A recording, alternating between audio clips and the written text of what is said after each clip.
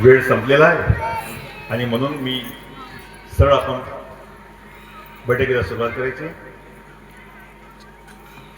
सुरुवात म्हटलं की ज्याच्या आपण सानिध्यामध्ये आहोत, ज्याच्या कृपाचित्रखायाखाली आपण आहोत, ज्यांच्या गुणांची आणि कृपेची आपण चर्चा करणार आहोत. आणि विशेष की ही बैठक आहे परमेश्वरी कृपेची आहे, तत्वशब्द नियम सबंध आलेल्या अनुभवाची आहे, मनोरंजनाची नाही आहे, नाच गाण्या तमाशाची नाही आहे. आणि इथं स्वयं भगवान बाबा हनुमानजी आणि महान त्यागी बाबाजी उपस्थित आहेत. आणि म्हणून प्रथम प्रणाम, सुरुवात, पहिला वंदन आपण त्या परमेश्वरी कृपेला करूया. अर्थात सर्व सेवक बालोपाल येथे भगवंताला प्रणाम करूया. भगवान बाबा हनुमान जी को प्रणाम. महान त्यागी बाबा जुमदेव जी को प्रणाम. परमात्मा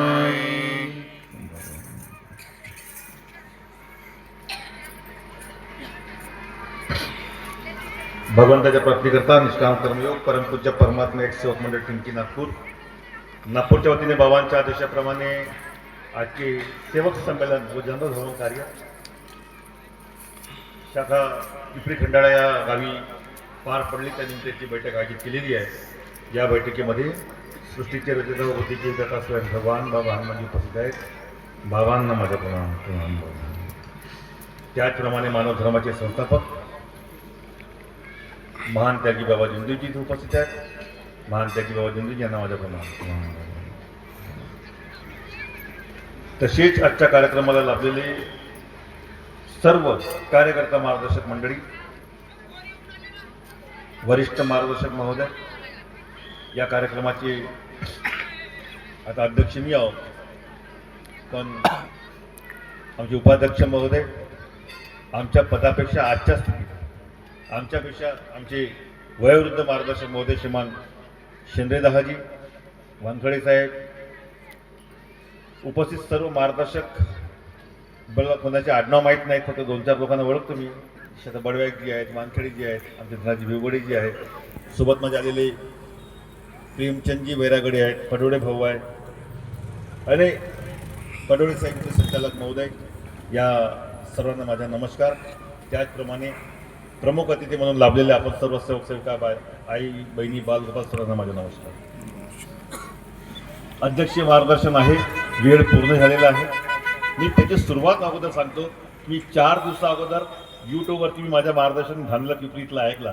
अरे मी जाणार होता तिथं काय विषय पाहतो, जे बोललो तो डबल नाही रिपीट व्हायला पाहिजे म्हणून मी ऐकलो.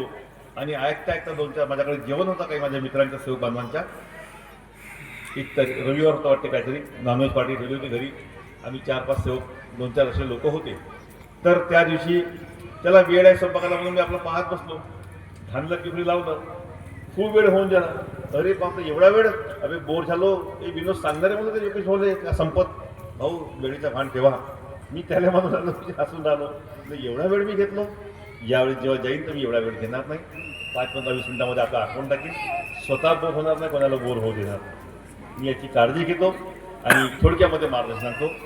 आज खरं पाहिलं इथं खूप सुंदर असे मार्गदर्शन झाले. ॲक्च्युअल मार्गदर्शन व्हायला पाहिजे. मार्गदर्शनाचा उद्देश आम्हाला कोणाचे भांडणं कशाबद्दल, आम्हाला याच्याशी काही संबंध नाही आहे. आम्ही अडलो आहोत, मार्गात आम्ही का बरं आलो, येताना आम्ही काय बोललो, कशाला जागायचं आहे, कशाला जागवायचं आहे, अडलो तिथून सुटका कशी होणार, जो अडलो निर्माण काय झाला, दुःख नाही कर्मभोग, सुटण्याचा मार्ग कशा करता, कर्मयोग. हा भोग कसा आहे, तिथून सुटण्याचा मार्ग कोणता आहे की आम्हाला योगाची प्राप्त होईल, ज्याला कर्मयोग असं म्हणतात. ही चर्चा बैठकीच्या माध्यमातून व्हायला पाहिजे आणि ही आम्ही मन लावून ऐकायला पाहिजे. जे मनोरंजनाकरता आले होते ते उठून चालले गेले, माझी फडवणे होणे म्हटलं असं. पण जे बैठकी करता आले आहेत त्रासू नका, कंटाळू नका. लक्षात ठेवा की मार्ग काय म्हणतो, गुरुप्रेषा कशी आहे ही कोणीच शिकवू शकत नाही, कोणी ज्ञानी. कधी ज्ञानीविषयी व्याख्या केलं का आत्मामध्ये परमात्मा आहे, परमात्मा सर्व ज्ञानी आहे. ज्याला ज्याला परमात्मा आहे, मग त्याला कुणाची आवश्यकता आहे का? ज्ञानाची आहे का? कुणाकडून मार्गदर्शन घेण्याची? असं नाही आहे. खरं काय, पुष्कळशा गोष्टी आहेत. दैवी शक्ती ही प्रकाशमय आहे, पण दिवा जो तुम्ही दिवस लावता त्याचा उद्देश प्रकाश देणे आहे. पण जर तुम्ही डोळे बंद करून बसले असाल तुम्हाला प्रकाश दिसणार नाही. मग कसा? कोणीतरी एक व्यक्ती तुम्हाला घेऊन जाईल आणि म्हणेल की डोळे उघड, प्रकाश आहे. तो एक व्यक्ती म्हणजे तुमचा मार्गदर्शक, ज्याला गुरु असं म्हणतो. तो अजून पुन्हा कोण? तर खरा मार्गदर्शक कोण? महान त्यागी बाजू आपण जे बोलतो म्हटलं, प्रत्येक आत्म्यात परमात्मा बसले. बाबांनी काय विशेष महत्व नवीन केलं, काय मिळवून दिलं तुम्हाला? तो प्रत्येकाच्या आत्म्याचा बाबांनी सांगितलं.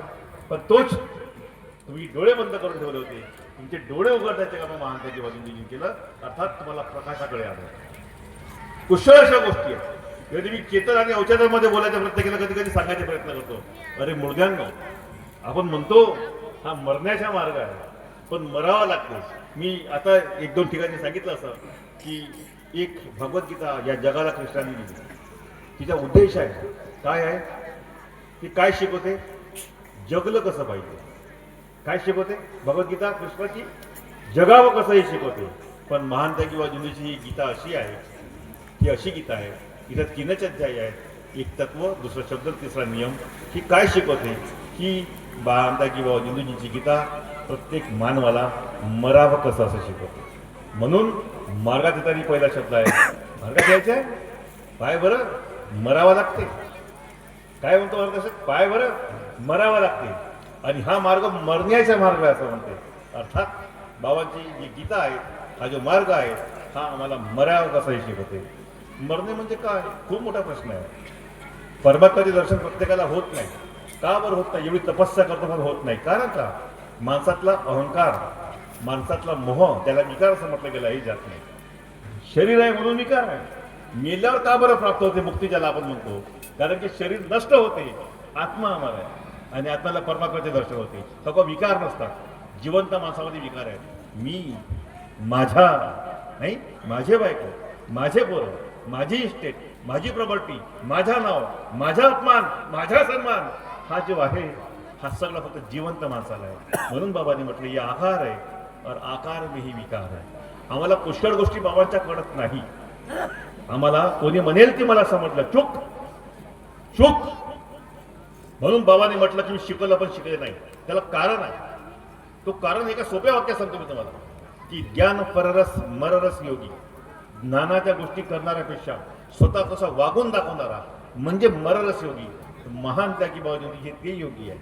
त्यांच्या एक एक शब्दामध्ये एवढा अर्थ दडलेला आहे की आपण त्याची चर्चा जरी करतो म्हटलं आज होणार आहे, होणार आहे.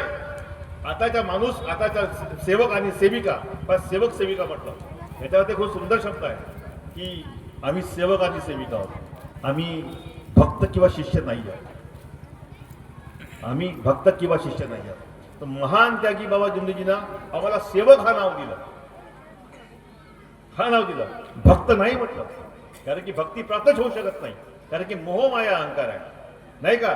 शिष्य नाही म्हटलं बाबांनी, फक्त सेवक म्हटलं, कारण की सेवा केल्याशिवाय कुणाला परमात्म्याची प्राप्ती होऊ शकत नाही आणि मेल्याशिवाय परमात्मा भेटू शकत नाही. म्हणून हा मरण्याच्या मार्गावर इथं मरावा लागते. जेव्हा माणूस मरायला तयार झाला तेव्हा तो जगाला सुरुवात होते. या गोष्टीमध्ये एवढा सार दडलेला आहे, एवढा सार दडलेला आहे. कधी कोणी म्हणतात ना निर्गुण निराकार सगुण साकार या गोष्टी कराव्या का या मार्गात? अरे त्या बाबाच्या शब्दामध्ये एवढ्या एवढ्या गोष्टी आहेत. एक गोष्ट अशी की आम्ही बोलणाऱ्याला बोलू देत नाही आणि कोणी बोलत आपण त्याचे ऐकून घेत नाही, नाही का, ऐकून घेत नाही. आज काही लोक या धर्माविषयी सांगतात मी कित्येक गोष्टी खोट्या सांगतात. त्याचा उद्देश का? तर फक्त आपला महत्त्व पटवून देण्याकरता मी बाबाच्या असा केलो, मी बाबाच्या सोबत होतो, मी बाबाच्या दौऱ्यात होतो, अशा गोष्टींचा सहारा घेतात. दहाचे सत्य सांगतो या गोष्टी. आणि म्हणून काही लोक मोठे होण्याचे प्रयत्न करतात, मोठा होण्याचे प्रयत्न करतात.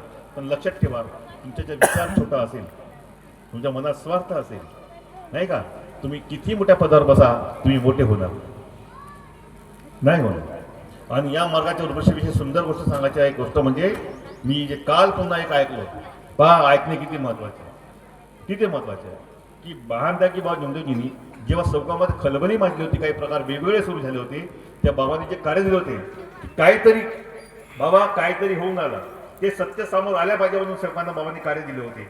आणि जेव्हा ते कार्य दिल्यानंतर प्रकार असा घडला की सत्य समोर आलं तो सत्य कोणता होता ते नंतर कळलं. जेव्हा त्यांना बाबांनी काढलं, तोच व्यक्ती ओम परमात्मा एक स्थापना करून बसला. ह्या गोष्टी पुष्कळशा अशा आहेत की बाबाला कार्य दिलं कशा करता आणि त्यातून घडलं काय, काय समोर आलं, कोण व्यक्ती होता तो निराकार बैठक. बाबानंतर बाबा अमेरिकेला गेले आणि तो व्यक्ती त्याला हे सेवक मार्गदर्शन करून झाले, आदेश संचालक की भोजनांची निनावे निराकार मार्गदर्शन करतील. कशा कशा गोष्टी हे म्हणणारे कोण? तेच वाघ साहेब, तेच सोमकुसरीजी, जे आता दुसऱ्यावर आरोप करतात किंवा ज्या गोष्टी काही चांगल्या काही खोट्या म्हणतात. मग तेव्हा बुद्धी कुठे गेली होती, केव्हा गेली होती? बाबा समोर प्रश्न आला, गंगाधर पाटील मांडला, बाबांनी स्वीकार केलं, अजिबात त्यांना वेगळं काढलं. निराकार नाही आहे, विजय हा अवस्था आहे. ही विशेष करून तेव्हा प्राप्त होते जेव्हा परमात्म्याची भक्ती. बाबांची अवस्था केव्हा झाली होती? या अवस्थेतून बाहेर निघण्याकरता कोणी कार्य केलं? फक्त कुटुंबाने केले. 3 महिने कार्य केले, म्हणून सृष्टीनंतर 3 महिन्यांना 15 नोव्हेंबरच्या दिवशी जनरल हवन कार्यक्रम. अशा पुष्कळशा गोष्टी आहेत. मी लिहिलो तो भाग वेगळा होता, मी बोलून एकसारखा राहिलो, तुमच्या वेळ घेणार नाही. आज जे लोक टीका टिप्पणी करतात, अशा मार्गदर्शकांवर टीका टिप्पणी करतात, चांगल्या लोकांवर टीका टिप्पणी करतात, त्यांचा उद्देश काय? बरं, टीका टिप्पणी करतात आपण पाहतो कसे कसे लोक आहेत. काही लोक पदाधिकारी म्हणतात, जसं मी मार्गदर्शक आहोत, हातावर जे सेवा घडले त्यांचे रोज प्रश्न ऐकतो. का फरक असतं कार्यकर्त्यामध्ये पदाधिकाऱ्यामध्ये?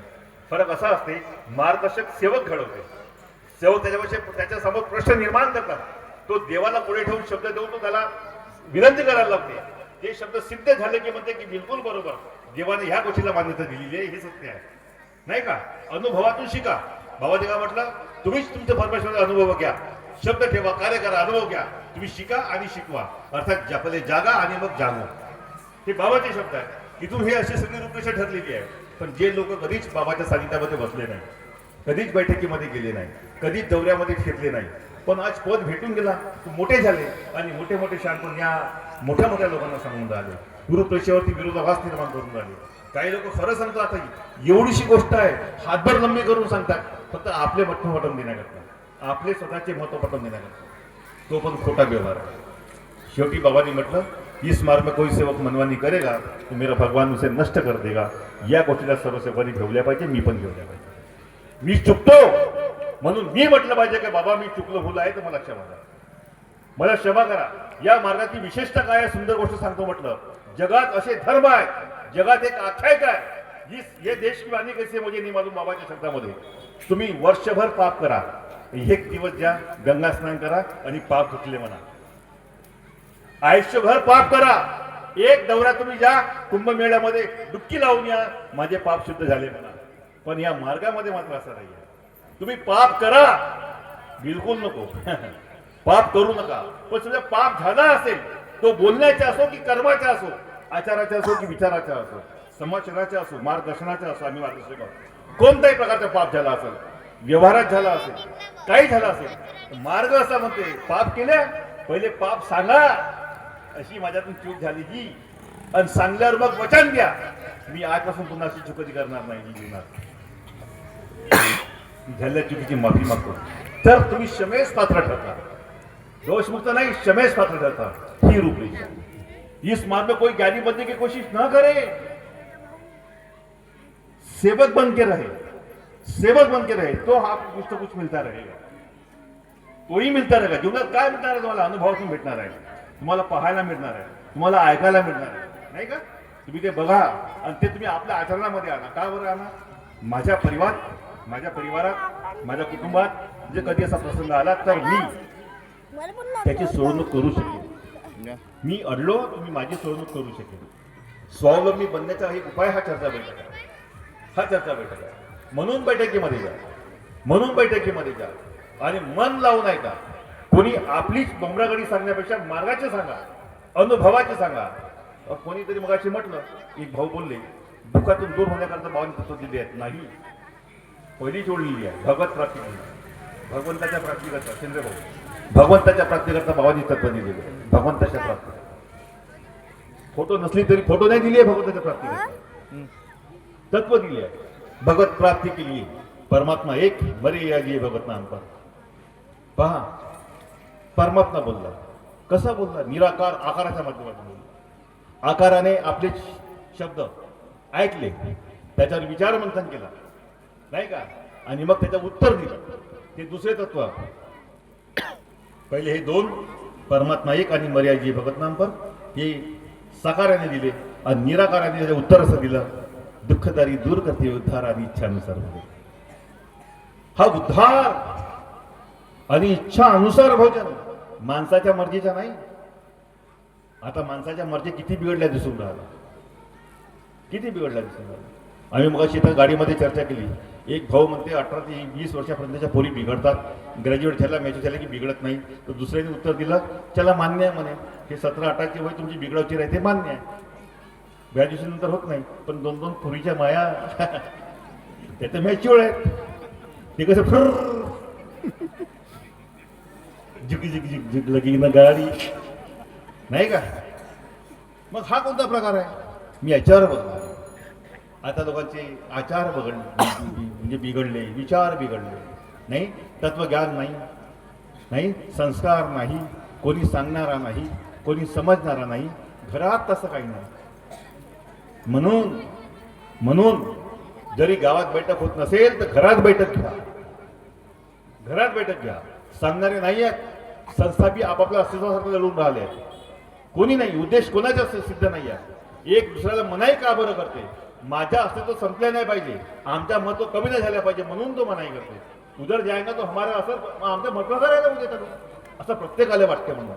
पण आम्हाला असं वाटते मानव म्हणून ज्याच्या मनामध्ये कोणताच स्वार्थ नाही पदा वगैरेचा, जर भगवंत चालला गेला हातून तर काय उरणार आहे आपल्या जीवनात. म्हणून भगवंताला महत्व द्या, त्याच्या तत्वशब्द नियमाला महत्व द्या, त्या रूपरेषेला महत्व द्या. तिथून समजा, कुटुंबाला समजावा, वारंवार सांगा की बेटा पाय प्रत्येकाला मिस्त करता धरता मा समोर सगळा होऊन राहिला. काही गोष्टी आपण जिवंत असूनही एक अवस्था सांगतो की तुम्हाला वाटते की मी माझ्या डोळ्यानं पाहिन नाही का, तोंडाला बोलीन, एक नवीन नजर ठेवीन, मी धावत जाईन. तुमचे हात पाय डोळे कान केव्हा काम करत नाही, फक्त याचा विचार करा.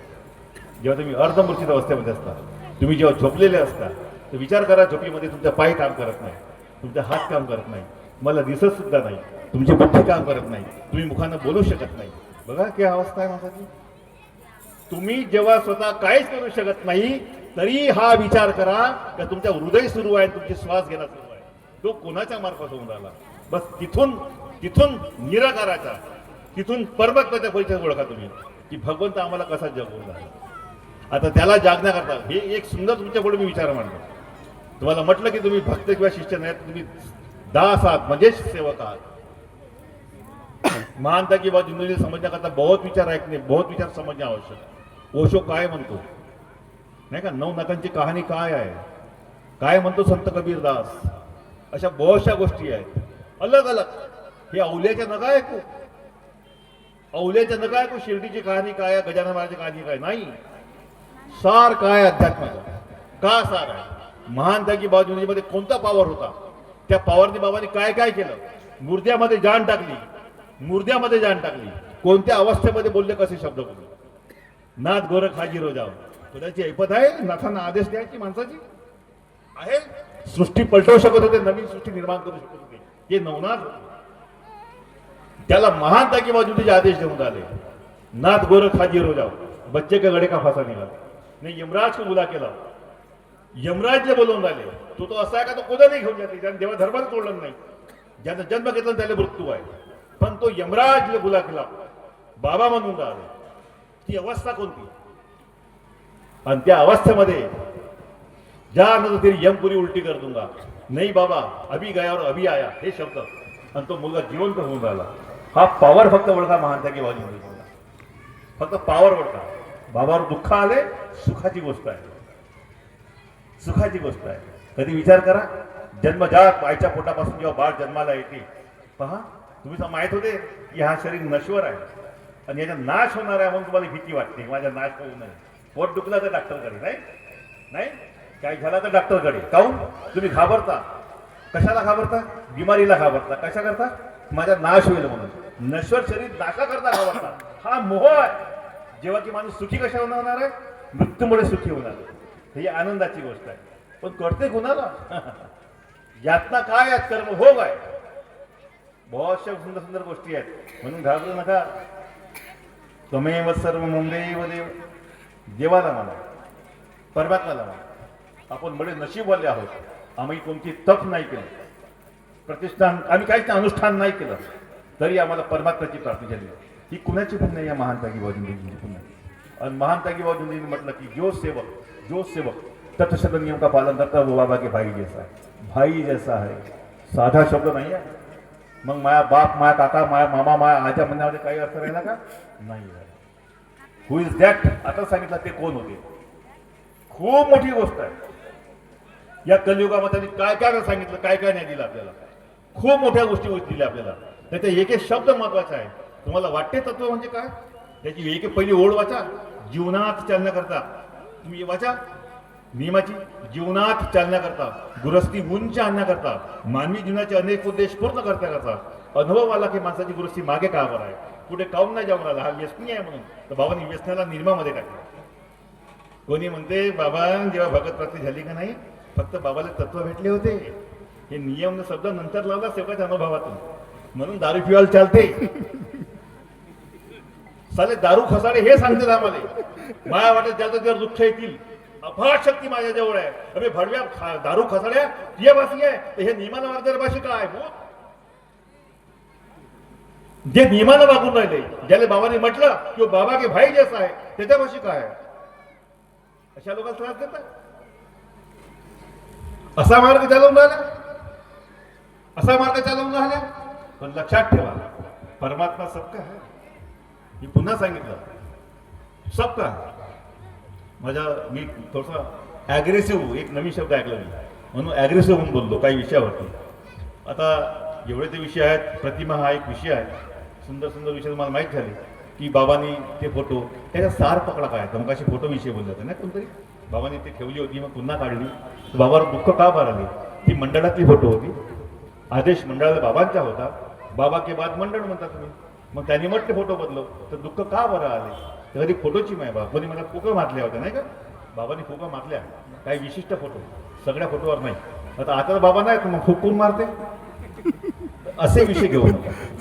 एक गरीदास कुमारे बाबाशी गेले, बाबा माझ्या त्याग झाला हवा नाही. फोटो घेतली का तू गरीदास? हो दाखव मला. 3 फुका मारल्या. गरीदास जिवंत आहे. मग मी याच्यावर प्रत्येक फोटोवर मारणार तर मग विषय संपवून टाका नाही का. हा एक विषय आहे. आता फोटोचा विषय पडला तर कोणत्या फोटोचा महत्व विशेष आहे तर विचार करा. तिथून तुम्हाला शिकायला भेटते त्या अनुभवातून. जी फोटो बाबांनी ज्याच्यावरती त्याग केला, ज्याच्यावर कार्य घडवले आणि हवन केला, ती फोटो. आणि ही फोटो हिच्यात त्याग नाही केला, हिच्यावर कार्य नाही घडवले, बदलवला, ही फोटो डिफरंट आहे. ज्याच्यावर त्याग केला ती खरी आणि महत्वाची फोटो आहे. तिला जाणू नका, तिचे विसर्जन करू नका. आलं लक्षात? ते महत्वाचे आहे. नाही तर फोटो म्हणजे काय आहे? प्रिंटिंग प्रेस मधली कॉपी आहे. फोटो म्हणजे काय आहे? प्रिंटिंग प्रेस मधली कॉपी आहे. हे लक्षात ठेवा, हे लक्षात ठेवा. आणि मी तुम्हाला मागे एक अनुभव सांगितलं. इथेच तो सेवक आला होता, मिश्रम का कोणते, त्याची आजही फोटो तिथलीच आहे, कोल्हारी आजही आहे. विसर्जन नाही करायला लागलं, ते विसर्जन करू म्हटलं. तिथं आला होता मागच्या वेळेस. नको करू, काहून का दोषी तू आहेस, फोटोचा दोष नाही आहे. आणि त्या मसाला 15 मिनिटामध्ये त्याच्या मी 13-14 चुका इथलं तो आहे मार्गदर्शन शोधून काढल्या. अनुभव आहे. सुभाष शांत हेही काम करते. किती घडले भगवान जाणे. पण एमपीटी आपल्या हातावरची आहे, गुजरातमध्ये आपल्या हातावरची आहे, दिल्लीला आपल्या हातावरची आहे, छत्तीसगडमध्ये आपल्या हातावरची आहेत, महाराष्ट्रात पण आहेत, वर्धा जिल्ह्यात आहेत, गोंदियाला आहेत, नागपूरमध्ये आहेत, परभणीला आहेत, यवतमाळला आहेत नाही का. या कदांका पुष्कळ आहेत. माझ्या भंडारा विधानसभा क्षेत्र किंवा तहसील मला माझी भंडारा तहसीलच पकडतो. 143 गावात कार्य आहेत आपल्या हातावरचे सेवक. पण ते कोण बाबाचे सेवक आहेत. ऐकू आणि हे सर्व बुजुर्ग आहेत संगतीनं. मी आजही 10 वगैरे बोलतो. मी जर बसलो संगतीमध्ये तुमचा पोरगा उशिरा झाला, ती पहिले झाली. हा माझा स्वभाव आहे. आजही आहे. सन्मान स्वासन देत नाही, आदरानं देतो. उद्देश फक्त माझ्या निष्काम आहे. पण कोणी पापी असेल त्याला सोडत नाही. जसं मी आता भाऊशी बोललो कोणी भाऊ बांधकडे भाऊसोबतचे अनुयायी असतील तर ऐकून घ्या. भाऊ मला तुम्ही म्हटलं का तुम्ही मला पहिले विचारा, मग माझ्या वडिलाविषयी बोला. तर मी तेव्हाच विचारलं खरं भाऊने विचारलो भाऊ संतोषरावजी वानखडे तुमचे वडील होते, ते सपन कार्य जायचे, त्याच्यामध्ये एक गोष्ट पाहिली, ते हात असे करून पाहायचे. नाही म्हणे आपल्या डोळ्यानं पाहिलं म्हटलं कटीमध्ये. तुमच्या हातची सेविका कोण आहे? बेल्याची ढबाले बाई आहे. माझ्या हातची सेविका तरी विचारतं बाई की तिथून माझ्याकडे आली होती, बाई तुला विशेषतः काय वाटते म्हटलं संतोषजी वानखडेमध्ये? भाऊ ते असे पाहतात सांगतात मला. तर स्पष्ट सांगतो ज्यांना अनुभव बनवू शकतात. भाऊले बोललो. अजून दुसरा प्रश्न म्हटलं भाऊ पुढे मला, भाऊ जेव्हा तुमचे वडील मरण पावले होते त्यांच्या गळ्यामध्ये रुईच्या फुलाची हार टाकली होती. म्हणजे नाही. म्हटलं हा माझ्या बाजूला बसला आहे. त्यानं सांगितलं हो म्हणे. कोण टाकली? तर तुमच्या मोठ्या भावाने टाकली. त्यामध्ये मला काही माहीत नाही. वडील गेल्यामुळे मी माझी भिंत कोसळली, मी अधूर होतो. पण सत्य गोष्ट की त्यांच्या गड्यामध्ये रुईची हार टाकली. तर हो सांगा रुईची हार कोणाच्या गड्यामध्ये टाकतात? भगवंताजी. तर हे मग काही गोष्टी अशा असतात ज्या परंपरा बनवू शकत नाही. तो का जिथून सांगणे म्हणजे कोणाचा अनादर करणे नाही. पण महान त्या की भाऊ जुदी सांभाळ कुशल लोकांनी कुशल काय गोष्टी करायचा प्रयत्न केला. आणि काही लोक आजही सांगतो जे बाबासोबत बसले नाही, कोणत्याच मला बुजुर्ग लोकांनी म्हटलं योगेश भाऊ हा एवढ्या गोष्टी सांगते म्हणे, आम्ही जुने आहोत म्हणे, जुने. हा तर कधीच तुमच्या बाबाच्या दोघात कधी दिसला नाही म्हणे. जाऊ द्या ना भाऊ. असे बहुत गोष्टी आहेत. पण आम्ही नव्हता, पण जे दौऱ्यामध्ये आम्ही या लोकांसोबत आहोत. आम्ही वानखडे भाऊसोबतही चर्चा करू, आम्ही दहाजीसोबत चर्चा करू, पुष्कळ लोकांशी अलग अलग संस्थांमध्ये त्यांच्याशी भेटलो. जसे ढबाले गोष्टी आहे, दहारी गोष्टी आहे. आमचे ढोमणे दहाजी माझे मार्गदर्शक आहे. आम्ही ऐकल्या, आमचे कार्यकर्ता. मी असं पुष्कळ लोकांमध्ये बसलो, आजही ऐकतो आणि मग चर्चा करतो. म्हणून आता आमचं मन कधी भटकत नाही. आम्ही त्या बाईंकडे गेलो, बसलो, पण नंतर सोडून दिलं. मी कधी वाईट शब्द बोलत नाही आणि चांगला शब्द बोलत नाही. जो विषय आपला नाही संपला. पण मर्यादा बाबांनी शिकवली, बस ते टिकवून ठेवायचे. इथं तुम्हाला याचं उत्तर दिलं, प्रत्येक एक विषय सांगितलं.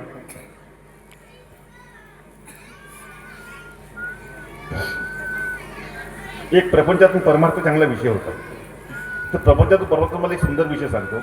बाबांनी गरदास कुमार माझ्यापाशी बोलले, जे लोक म्हणतात म्हणे ब्रह्मचारी, तर माझे बाबाने म्हटलं म्हणे की माझा भगवंत त्यांच्यावर फुकतो. हे नाही का अजून ब्रह्मचारी आजीवन भेटतात. माणूस बनून जन्माला आला, ज्याने माणसाचे कर्म केले नाही. माणसाचं काम काय? माणसामध्ये देवाने बीज निर्माण केलेलं आहे आणि तो जेव्हा एका बाईमध्ये पेरतो तर तिथून एका पुत्राची प्राप्ती होते. बरोबर का नाही? जसं कुंडीमध्ये जमिनीमध्ये मी झाड वापती बी लावल्यावर तसं माणसामध्ये पण निर्माण केलं आहे. बाईमध्ये पण ती अवस्था निर्माण केली आहे का ती एका पुत्राला निर्माण करते.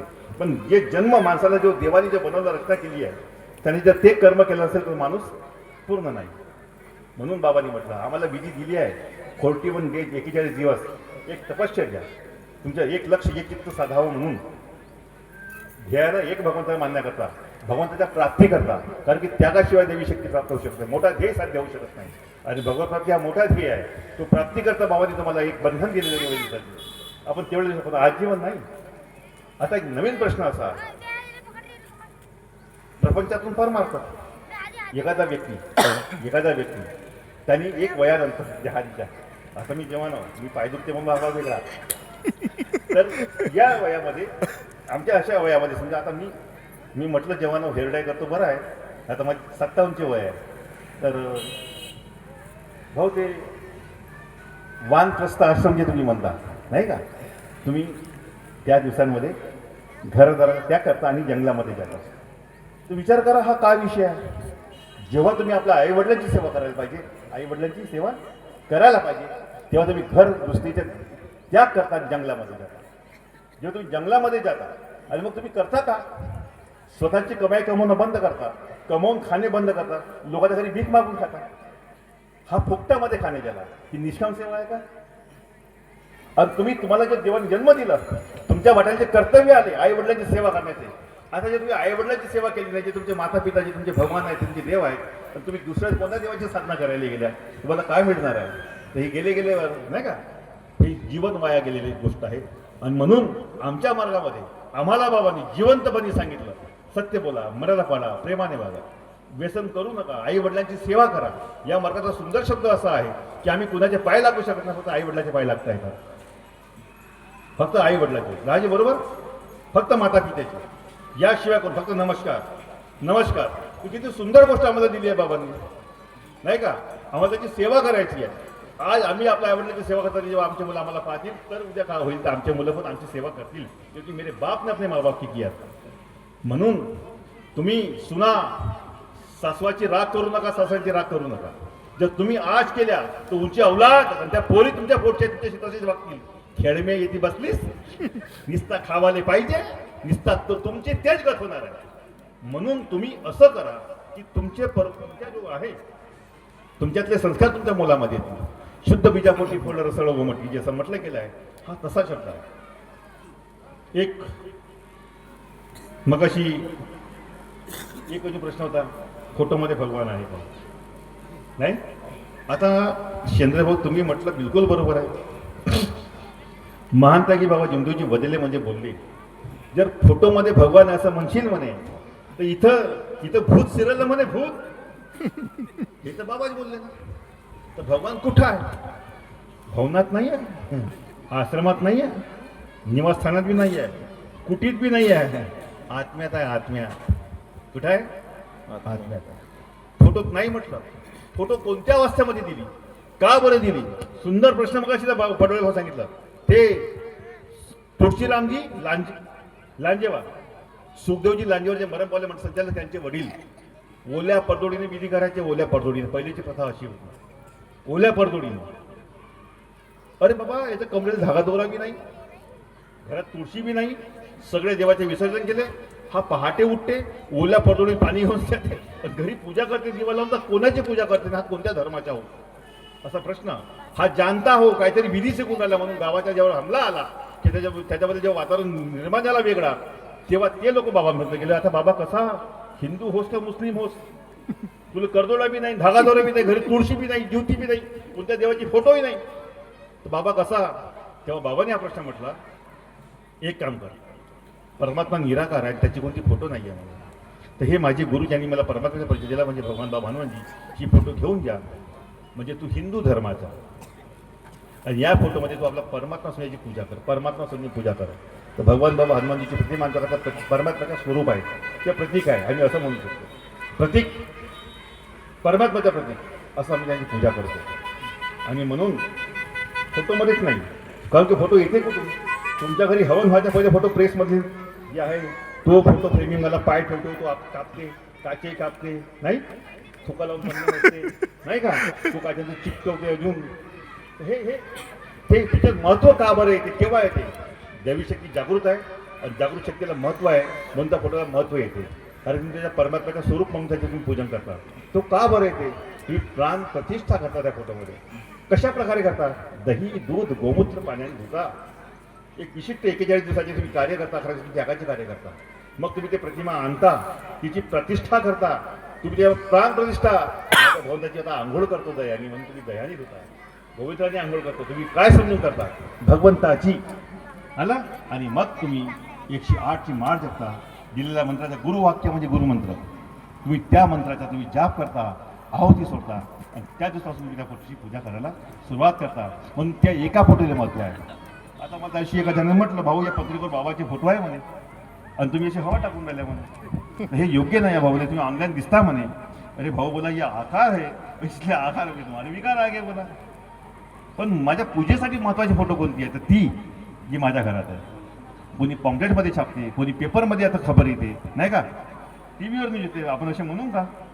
नाही नाही, एक प्रतिकात्मक असते ते समजून घेण्याचे प्रयत्न करावे. वेळ होऊन आला दाजे, पण प्रश्न खूप आहेत. मी बिलकुल शॉर्टमध्ये सांगतो. डॉक्टर साहेबांच्या बद्दल सांगतो. जी अवस्था आज आहे, डॉक्टर साहेब मागच्या वेळी जेव्हा लास्ट टाइम मंडळामध्ये आले होते भवनामध्ये, एक सुंदर अनुभव ऐकून घ्या साहेब.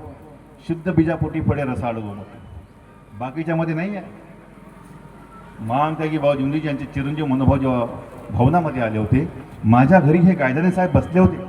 मतदान मागायला जेव्हा आले, गायधने आता जे आहेत ते भाऊसाहेब साहेब आहेत, आदरणीय आहेत, मंडळाचे आहेत. आमची जरी संस्था वेगळी असेल पण हीच मर्यादा आमच्यामध्ये आहे जी बाबांनी शिकवली. ते आमच्या घरी आले, मला मतदान मागायला, माझ्या घरी चर्चा वाढीपासून व्हायचा व्यक्ती होता सोबत. भाऊ म्हणे जेव्हा डॉक्टर साहेब आले म्हणे आम्ही फिरवलं म्हणे, मतदान करायला येऊ नाही दिलं म्हणे भवनामध्ये. तर दुसऱ्या दिवशी डॉक्टर साहेब आले म्हणे, सांगितलं अनुभव. डॉक्टर साहेबांनी म्हटलं म्हणे का हे फोटो वगैरे काढायची नाही. तर त्यांनी म्हटलं म्हणे का बाबा एक दोन फोटो तर ठीक आहे. त्यांनी फोटो काढणं सुरू केला. बाबा फिरून राहिले, बाबा माफ करा भाऊसाहेब फिरून राहिले आणि तो फोटोवाला फोटो काढून राहिला. काय माहीत, जेव्हा भाऊसाहेब जायला निघाले गाडीमध्ये बसले तेव्हा फोटोग्राफरला त्याला बोलवला, हे काय आहे म्हणे, हे काय आहे म्हणे, 108 फोटो काढले तुम्ही म्हणे. काय म्हणाले भाऊसाहेब, 108 फोटो काढले तुम्ही म्हणे. आता तर टिंपिना मंडळाचा विरोध आहे, त्यांना विचारून टाका सत्य की असत्य आहे. 108 फोटो काढले म्हणे. हां, आता बाबा काढलं असेल तरी म्हणे. पण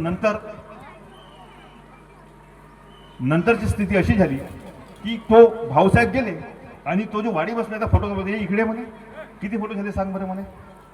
त्याच्या लक्ष नाही या गोष्टीकडे. तो ते किती फोटो झाले, त्याने क्लिप ओपन केली, भाऊ 108 फोटो झाले म्हणे. विचार करत बसला की डॉक्टर साहेबांनी कसं माहीत. यावरून एक गोष्ट शिकून घ्या की त्यांच्या पुढे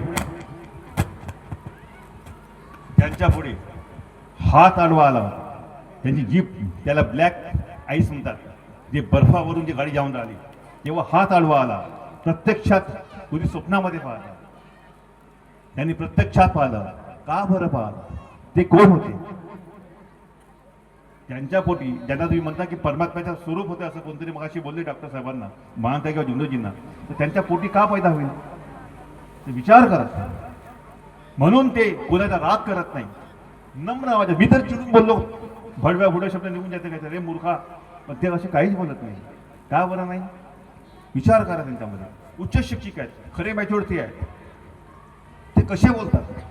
त्या डॉक्टर साहेबांनी सांगितलं मागच्या वेळेस आमच्या गावी आले होते, नेरीला आले होते या मार्गाला. आता सांगा ना म्हणे, कधी या मार्गात डॉक्टर येऊन राहिले, इंजिनियर येऊन राहिले, वकील येऊन राहिले का या मार्गामध्ये.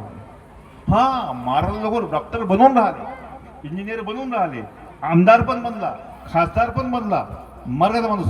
पण आमदार मार्गात नाही येऊन राहिले, खासदार मार्गात नाही येऊन राहिले. हे सत्य स्वीकार करा. तर म्हणे ते लोक काय समजतात म्हणे या मार्गाला, हा अनपढ लोकांचा मार्ग आहे. हे केव्हा बोलले, 3-4 वर्ष अगोदर नेरेमध्ये बोलले. तुम्हाला आजची स्थिती सांगतो. आता मी फिरून राहिलो, तुमच्याकरता एक खेदाची गोष्ट आहे. जेव्हा तुम्ही मुलांकरता विचारता, मुलंवाले जेव्हा मुलींकरता विचारता, आहे का, त्या लोकांना तुमची मुलगी पसंत पडते, शिक्षण आवडून राहिलं, तुम्हाला मुलगा पसंत पडते, त्याची जॉब आवडून राहिली, तर गोष्ट अडूकुट राहिली माहीत आहे. तुम्ही मार्गात आहात का, हो आम्ही मार्ग, अरे माफ करा आम्हाला मार्गात मुलगी द्यायची नाही. मी 10 पैकी 10 लोकांचे अनुभव घेतले. मी स्वतः फोन केला, अनेक वाल्यांना विचारलो, ते म्हणतात आम्हाला मार्गात मुलगी द्यायची नाही. लोक म्हणतात आम्हाला मार्गात दिसून मागायची नाही आहे. या लोकांमध्ये काही संस्कार नाही, पूजा नाही, पाठ नाही, काही नाही. आम्ही पूजावडा लोक आहोत म्हणून मार्गातली पोरगी मागायला पाहत नाही आणि मार्गातून पोरगी द्यायला पाहत नाही. एक विचार करा. काही वर्ष अगोदर मार्ग हे लोकांची पहिली पसंत होता, आज का बरं नाही आहे. मी याचं उत्तर शोधायचा प्रयत्न केला, तर मी एका स्टेजवर आता बोललो, वगैरे भाऊ गेले स्टेजवर बोललो, त्याच्या उत्तर भेटला, माझ्या लग्न झाला तर सून भेटली, बायको भेटली, माझ्या भावाला बायको भेटली. अरे आम्हाला बायका भेटल्या नाही यार. मी का म्हणतो, पहिले भेटत होत्या, आता भेटून नाही राहिल्या. आताचा प्रश्न काय या मागच्या वर्षी मी या गावात आलो होतो, त्याचं उत्तर आहे का बरं नाही भेटून राहिल्या.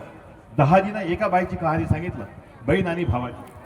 बहीण भावाच्या कहाणीमध्ये जो ट्विस्ट आला आहे, कोणता ट्विस्ट आला, एक मंडळाच्या घरी दुसऱ्या मंडळाचा सेवक जाता येत नाही, बहिणीच्या घरी भाऊ जाऊ शकत नाही, बापाच्या घरी पोरगा जाऊ शकत नाही, भावाच्या घरी भाऊ जाऊ शकत नाही. जेव्हा अशी गोष्ट प्रत्यक्षात घडते तेव्हा ते बहीण रडते, तो बाप रडते, तिचे नातलग पाहणारे असतात. की मी माझ्या पुतण्याच्या घरी गेलो होतो, बहीण लेकाच्या घरी, माझा एक भाऊ, पुतणी आलता दुसरा नव्हता आला. बहीण म्हणते माझा एक भाऊ होता दुसरा भाऊ नव्हा आला. बाप म्हणते माझा एका पोरगा दुसरा पोरगा नाही आला. तर माझ्या घरी याच्यामुळे लोकांना वाटते की का या मार्गात काही सत नाही राहिला. ते मार्गातले लोक फक्त मोठ्या गोष्टी सांगते, दारू पिऊ नये म्हणतात, दारू पिणारे पण मार्गामध्ये आहेत, खोटं बोलू नये म्हणतात, खोटे बोलणारे मार्गामध्ये आहेत, लफडेबाज बी मार्गामध्ये आहेत. आणि कसा हा मार्ग, सेवाच्या घरी सेवक जात नाही, बापाला पोरगा भेटत नाही, आपल्या घरी येऊ देत नाही, नमस्कार नाही, हवनात नाही. याच्यावर उत्तर एका कार्यकर्त्याने दिलं. असं उत्तर कसं दिलं माहिती आहे, मी प्राध्यापक आहोत, आता रिटायर झालो, पण माझ्या शिक्षणाची या मार्गाशी काही संबंध नाही. मला हा मार्ग नगभरबी कळला नाही. मला हा मार्ग नगभरबी कळला नाही. मी तेच करीन जे माझ्या वडिलांनी मला शिकवलं. आणि बाकीचे लोक अध्यक्ष महोदय पण चुपचाप राहिले. पहा, मी संस्थेच्या संस्थेविषयी बोलतो, संस्थेविषयी बोलतो. पद उद्या सोडून टाकतो चालेल, पण मार्ग सोडायचा नाही, मार्ग सुटावा ही अपेक्षा माझी नाही आहे.